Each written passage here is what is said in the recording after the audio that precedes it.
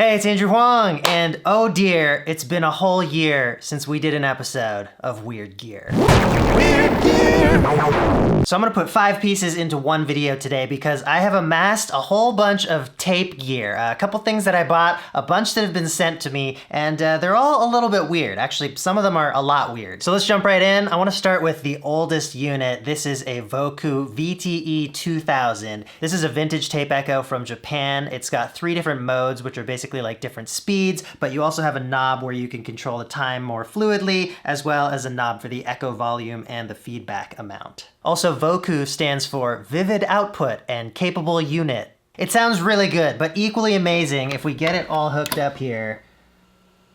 You get to watch that tape move, which is just beautiful. But you probably want to hear something through it, right? I'm gonna run the deluge through it because that'll give us lots of different sound possibilities. So here's the dry signal I'm gonna put through. Let's turn up the echoes.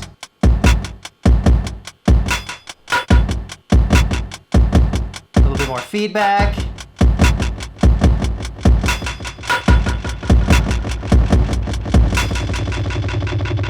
Ooh.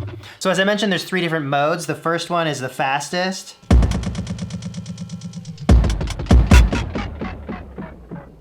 Although it does go pretty slow there. And then the second one is kind of a longer range. That's the fastest the second mode goes, and then it goes all the way down to... I love how dark it gets with each repeat. That's one of the qualities of tape. And then the third mode is actually both of the previous modes at once.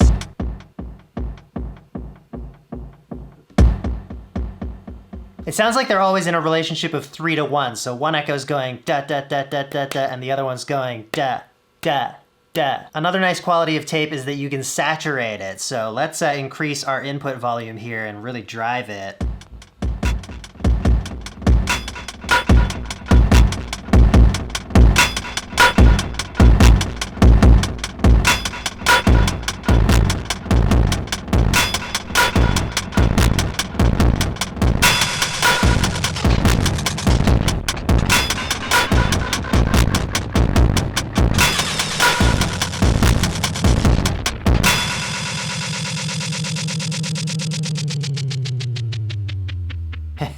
Fun!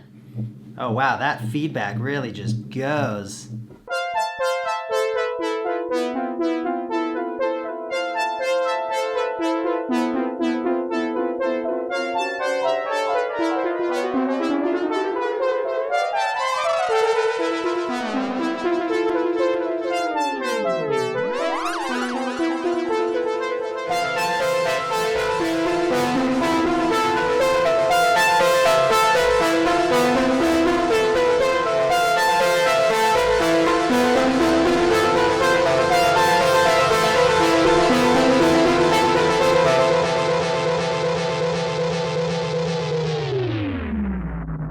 Alright, so probably the least weird one of the bunch today. You know, tape echoes have been around forever. I just think it's awesome that they expose the tape so you can actually see what it's doing in there. Let's move on now to a really weird one, the Landscape HCTT, which stands for Human Controlled Tape Transport. Why is it human controlled? Well, because the tape won't move on its own. You have to move it forward and reverse using these little knobs. So that means you can't really play a tape like normal, but you can really use it as an instrument in some ways that none of these other machines would let you do. To insert a tape, you've got to lift the knobs up because they've got these like spindles, I guess, and then...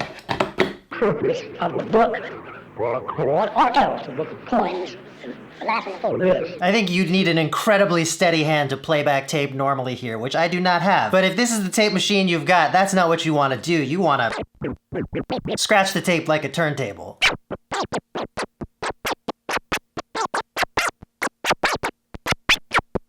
Up here you've got a basic tone control, so right now I've got it boosting bass, in the middle is kind of neutral, and then all the way counterclockwise is cutting bass.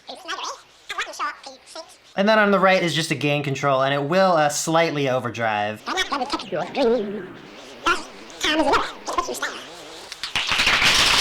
Ooh, there's some applause. It's also got these CV outputs, so based on how you're playing and also the audio output, it'll generate CV signals that you can use with your modular synth. And as if all of that is not weird enough,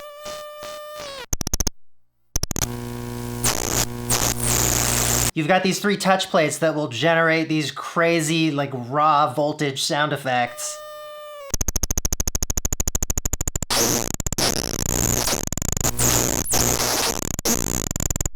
And one more feature, there is a 1/4" input here, so that audio will go not to the tape, but to the tone control, the drive control. I think it gets messed up by these touch plates as well. You can also mute it with one of the touch plates, and the audio will generate a CV signal out of the CV outputs. So Landscape HCTT, a very weird little piece of gear.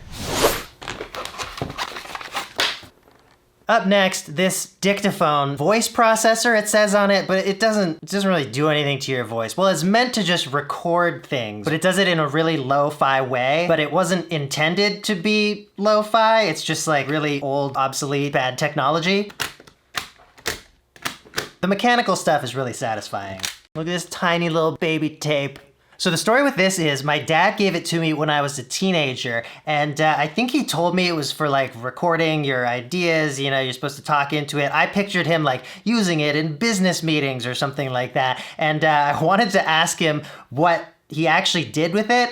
So I messaged him the other day and he's like, I don't remember that at all. I don't know where I got it from and I never used it. So interesting. But I did used to use this to impart some super lo-fi quality on just random things that I wanted to record. I haven't listened to anything on here in probably over 10 years. Let's see what's on it. Oh, it doesn't even have an output. I remember this. After I recorded something on here, if I wanted to put it in a song of mine, I would play it back into a microphone.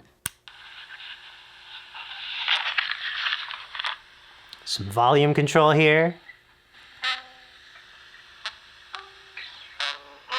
Oh, and I think there's speed here.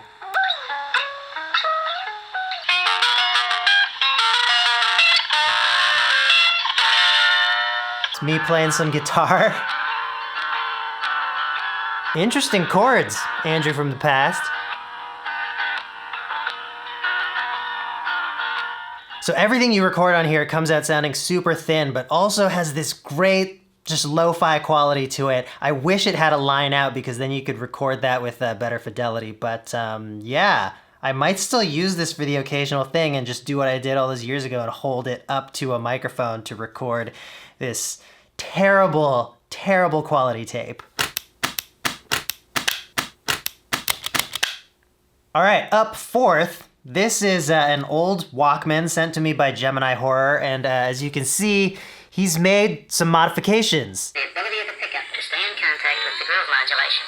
So we've got a built-in speaker. The unit itself originally already had variable speed playback here, which is awesome. And then he's added a switch to go to super slow mode. And intensities.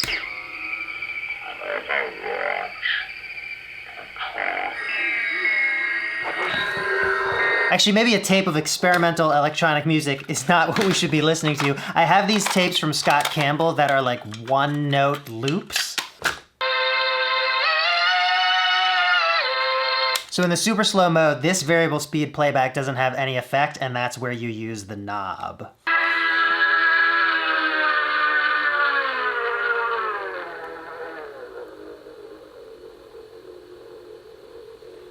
Also, I wish I could plug this in rather than just letting you hear the speaker output, but actually the headphone out isn't working, and I don't know if that's like just part of how the mod had to happen or what. But anyway, the most exciting thing about this is that there is a CV input that allows you to control the speed of the tape, which means you can control the pitch of a one-note tape loop such as this. Let's switch it out actually. I've got a couple more. Let's use this pink one. We've got Vox and Flute. And we're gonna need something to send it CV. So I've got a little IntelliGel palette here filled with a few modules. Let's use the Winter Eloquencer to come up with a sequence and see if we can make this tape loop play a melody.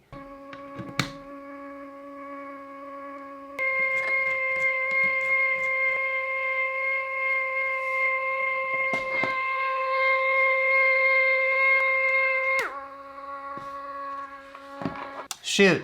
It's not working anymore. Oh no, something must have happened here. I have an Instagram story where it's fully working. But I guess it's busted now. Okay, never fear. We are on to our 5th and final tape machine here. This is a modified Marantz tape deck. Scott Campbell is the guy who modified it. He makes lots of fun little tape things, including this tape we were using before. So let's pop that in, and let's hope his CV to speed input is still working. It's going.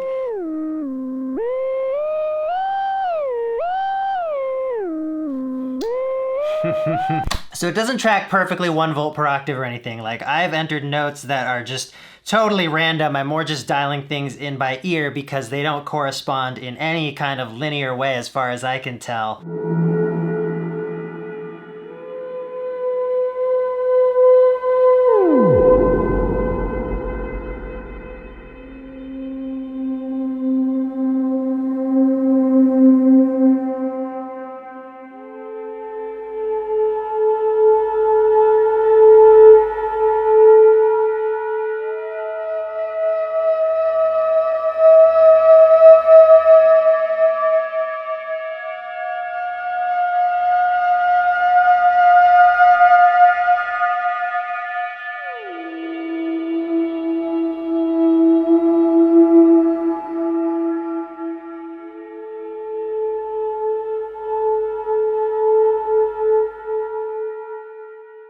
The Marantz can also function as a tape delay, just like the Voku that I showed you at the beginning of the video, so why don't we bust out the Deluge again and compare how they sound. First I'll put a blank tape in because the way tape echo works is you're recording audio onto the tape and then it's not playing it back until a little bit later, and so that's what causes the delay, and as you turn the feedback up, the delayed signal is being fed back into the input, so it's getting recorded again, but it's later. So then that later signal is even later when it's played back, and so on. On the top here, you've got a knob for the volume, you've got your echo volume, then your echo feedback, and your echo time.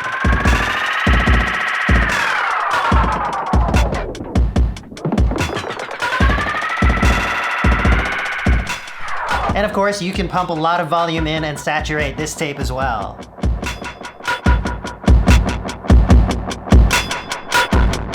There's an extra little knob down here for the record volume. So now we've got this nice tape compression happening. You hear how the delay kind of ducks with each of the bigger beats?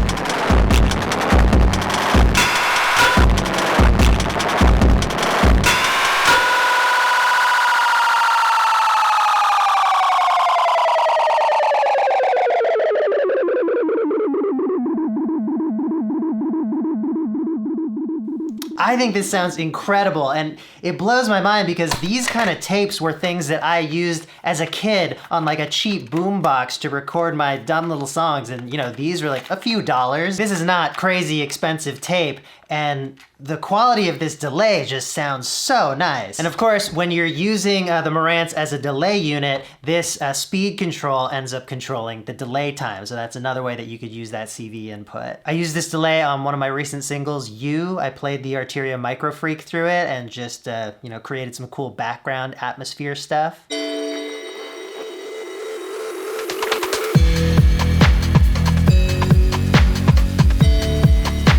And that is today's video. Hope you enjoyed it. More weird gear coming soon. I'll see you in the next one.